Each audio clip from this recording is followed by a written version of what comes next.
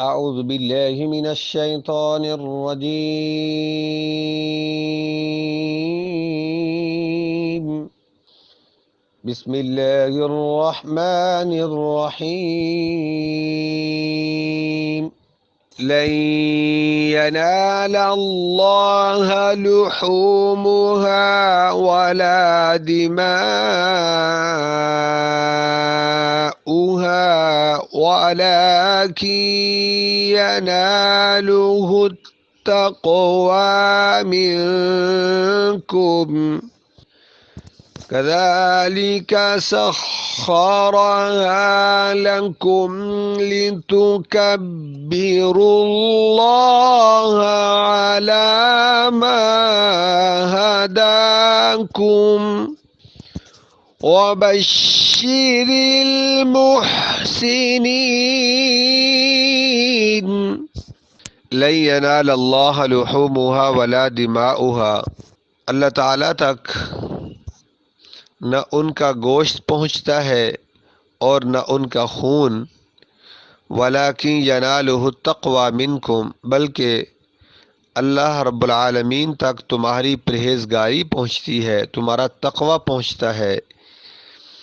کذالک سخرھا لکم لتکبروا اللہ علی ما ہداکم، اسی طرح اللہ تعالیٰ نے ان کو تمہارے لیے مسخر کر دیا، یعنی تمہارے تابع کر دیا، تاکہ اس بات کے بدلے کہ اس نے تم کو ہدایت بخشی ہے اسے بزرگی سے یاد کرو۔ وبشر المحسنین، اے میرے پیغمبر نیک لوگوں کو خوشخبری سنا دو۔ اس آیت میں اللہ تعالیٰ فرما رہے ہیں انسان جو قربانی کرتا ہے اللہ تعالیٰ کے ہاں وہ گوشت وہ خون نہیں پہنچتا، بلکہ ولیکن ینالہ التقوی منکم، اللہ تعالیٰ کے ہاں تمہاری پرہیزگاری، تمہارا تقوی جو ہے وہ پہنچتا ہے۔ اب اس سے معلوم ہوا کہ انسان یہ قربانی جب کرے تو صرف اور صرف اللہ کی رضا ہو، اللہ تعالیٰ کی خوشنودی ہو، اللہ تعالیٰ کو راضی کرنا مقصود ہو، نبی کریم صلی اللہ علیہ وسلم کی سنت مبارکہ ہو۔ اس کے علاوہ اگر انسان، کیونکہ انسان خلق الانسان ضعیفا، انسان کو کمزور پیدا کیا گیا ہے، میں نے ترجمہ کیا پیدا کیا گیا ہے، یہاں خالقہ کا مطلب ہوتا ہے پیدا کرنا، خلقہ یہ مجہول ہے، پیدا کیا گیا ہے، گویا کہ انسان کمزور ہے۔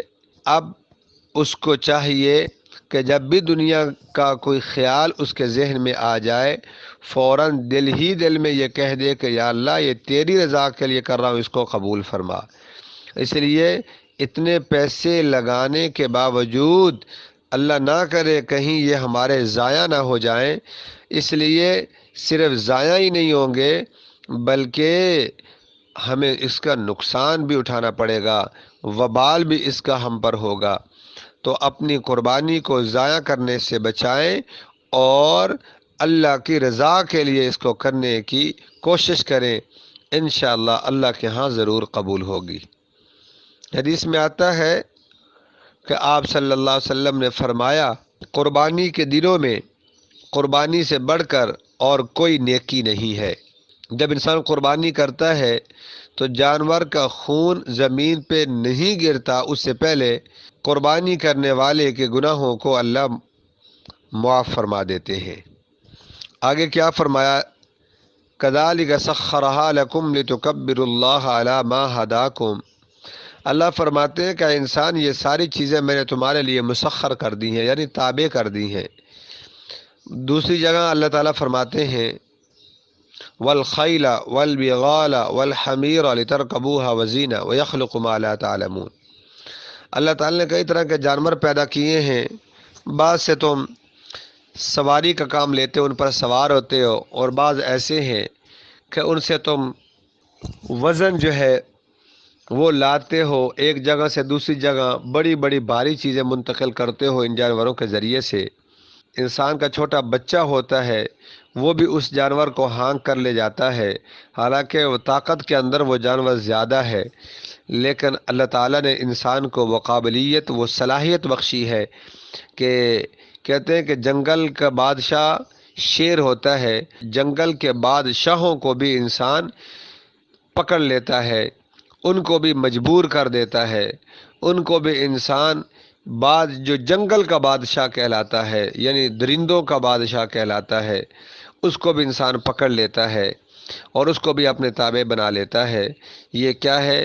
یہی فرمایا، اے انسان تجھے میں نے سب سے احسن بنایا، خوبصورت بنایا، اور یہ ساری چیزیں تیرے لیے مسخر کر دیں اور تجھے اپنے لیے بنایا۔ تو یہ کس لیے بنایا؟ تو یہ میں نے اپنے لیے بنایا، لِتُكَبِّرُوا اللَّهَ عَلَى مَا هَدَاكُمْ، تاکہ تم اللہ کی کبریائی بیان کرو، اللہ کی بڑائی کو بیان کرو جس نے تم کو ہدایت دی ہے، ورنہ وہ تمہیں راہ راست پہ نہ لاتا، تمہیں راہ راست نہ دکھاتا، تمہیں ہدایت کی توفیق نہ دیتا۔ آپ دیکھیں کہ ہندوؤں کی طرح بغیر کپڑوں کے پھرتے، دریاؤں کی پوجا کرتے، سمندروں کی پوجا کرتے، ستاروں کی پوجا کرتے، سورج کی پوجا کرتے، لیکن اللہ نے تمہیں اپنے سامنے جھکنے کی توفیق عطا فرمائی۔ اب اس کی کبریائی کا تقاضا بھی یہی ہے کہ سب کچھ اسی سے مانگو، اسی کے سامنے ہاتھ پھیلاؤ، اسی کے سامنے اپنے دامن کو پھیلاؤ، اور وہ خالی دامن نہیں موڑتا، وہ صرف دامن بھر کر ہی واپس نہیں لٹاتا، گناہوں کو بھی معاف کر دیتا ہے، ماضی پہ تانا بھی نہیں دیتا، اور اتنا دیتا ہے کہ انسان کے وہم و گمان بھی نہیں ہوتا۔ وَلَٰكِن يَنَالُهُ التَّقْوَىٰ مِنكُمْ كَذَٰلِكَ سَخَّرَهَا لَكُمْ لِتُكَبِّرُوا اللَّهَ عَلَىٰ مَا هَدَاكُمْ وَبَشِّرِ الْمُحْسِنِينَ۔ آخری آیت میں رب العالمین نے فرما دیا، اے میرے پیغمبر، بشیر امر کا صیغہ ہے۔ امر کہتے ہیں کسی کو حکم دینا، جب بڑا چھوٹے سے کہے نا وہ حکم ہوتا ہے کہ پانی لائیں، مجھے پانی پلائیں، اور چھوٹا بڑے سے عرض کرتا ہے۔ یہاں اللہ اپنے پیغمبر کو حکم دے رہے ہیں، وبشیر، خوشخبری سنا دے، یا اللہ کن لوگوں کو؟ المحسنین، نیکی کرنے والوں کو، یعنی جو ایسے کام میری توفیق کے ساتھ میری رضا کے لیے کرے گا، وہ ان کے لیے کیا ہے؟ خوشخبری ہی خوشخبری ہے، ان کے لیے نیکیاں ہی نیکیاں ہیں، ان کے لیے عزت ہی عزت ہے، ان کی بڑائی ہی بڑائی ہے، ان کے رزق میں برکت ہوگی، مال میں برکت ہوگی، جان میں برکت ہوگی، برکتیں ہی برکتیں ہوگی، اور گھر میں سکون ہوگا۔ 10 روپے ہیں تو 1000 نظر آئے گا، اور اگر برکت نہ ہو، 1000 ہو تو 10 بھی نظر نہیں آتے، کیونکہ برکت جو نہیں ہے۔ پھر اللہ کہہ رہے ہیں جب اللہ کی مان کر چلو گے، وبشر المحسنین، نیکی کرنے والوں کو اے میرے پیغمبر خوشخبری سنا دے۔ کیا کر دیں؟ خوشخبری سنا دیں۔